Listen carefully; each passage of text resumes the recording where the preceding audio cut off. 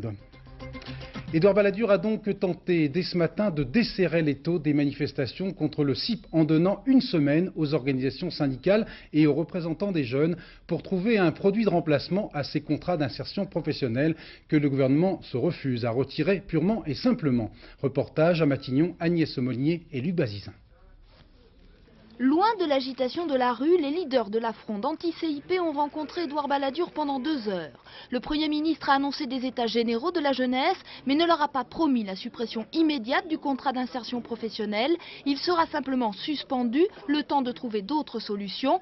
C'est Michel Bon, directeur général de l'ANPE, qui est chargé de les rechercher avec les jeunes et les syndicats. Pendant la durée des travaux de cette mission, qui permettra dans l'espace d'une semaine de définir un nouveau système et de mettre fin au CIP, le Premier ministre a décidé de suspendre, à partir d'aujourd'hui, l'application du contrat d'insertion professionnelle. Mais les jeunes de la Fidèle, une des 2 organisations lycéennes, ne veulent pas attendre. Ils ont quitté Édouard Balladur en début de réunion. La question pour nous, c'était d'abord, quelle réponse il allait nous faire. La réponse a été négative, c'est-à-dire qu'il ne retire pas le CIP à l'heure actuelle. Il a dit qu'il gardait pour l'instant le CIP. Donc nous, on appelle l'ensemble des jeunes à continuer à se mobiliser pour le retrait total du CIP.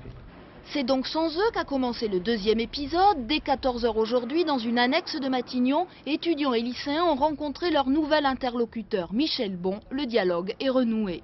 On a l'impression d'avoir été très bien entendu par Monsieur Bon. Ce qu'ils nous ont proposé concrètement, c'est, on a parlé du tutorat, on a parlé de l'insertion des jeunes dans l'entreprise, le premier emploi qui est très dur pour les jeunes. Depuis un mois, en fait, Bérou et Pasqua ont essayé de nous faire peur. Maintenant, on a plutôt l'impression que c'est eux qui ont un peu peur. Et ils sont donc très ouverts à la négociation. Demain, syndicats et patronats seront reçus à leur tour et mercredi, un nouveau projet pourrait être présenté. Il ne s'appellera sûrement plus CIP. Parmi les premières réactions